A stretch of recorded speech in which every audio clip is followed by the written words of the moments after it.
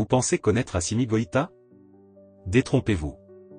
Derrière ce nom se cache l'histoire d'un homme au destin exceptionnel, un officier devenu chef d'État, un militaire qui a défié la scène internationale. Voici l'histoire complète et souvent méconnue de celui que certains voient comme un patriote et d'autres comme un stratège du pouvoir.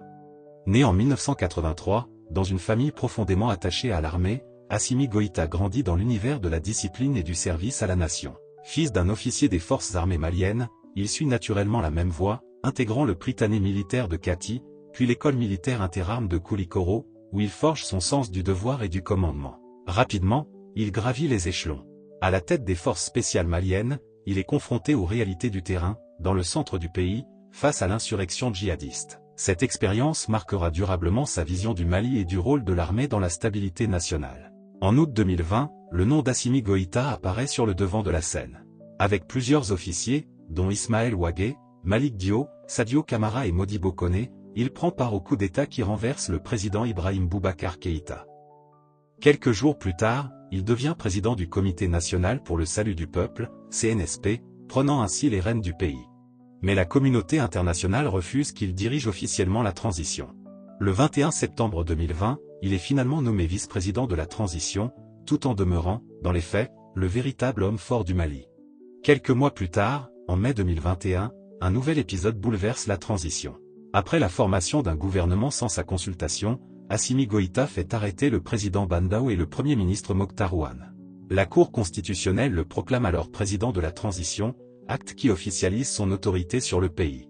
Peu après, il tend la main à la coalition d'opposition M5 RFP, qui choisit Choguel Kokala Maïga comme Premier ministre. Cette alliance marque le début d'une nouvelle phase politique au Mali. En juillet 2021, alors qu'il assiste à la prière de l'Aïd al-Adha à la grande mosquée de Bamako, Assimi Goïta échappe de justesse à une tentative d'assassinat. L'incident, largement médiatisé, renforce son image d'homme résilié et déterminé.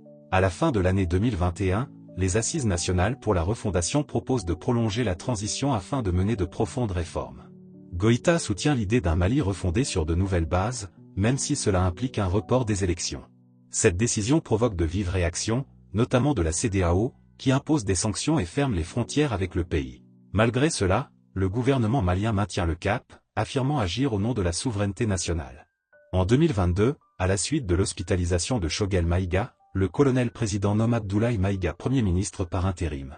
Une enquête menée en 2023 par la fondation Friedrich Ebert Stiftung révèle qu'une grande majorité des Maliens soutiennent la gestion du pays par le régime de transition. Le 26 mars 2024, la période de transition s'achève sans élection, prolongeant encore le mandat d'Assimi Goïta à la tête de l'État. De jeune officier discret à chef d'État controversé, Assimi Goïta est devenu une figure centrale de l'histoire contemporaine du Mali.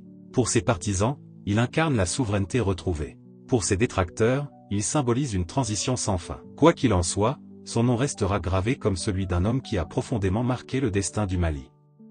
Merci d'avoir suivi ce documentaire consacré à Assimi Goïta. N'oubliez pas de vous abonner et d'activer la cloche pour ne manquer aucune de nos prochaines vidéos sur les grandes figures africaines contemporaines.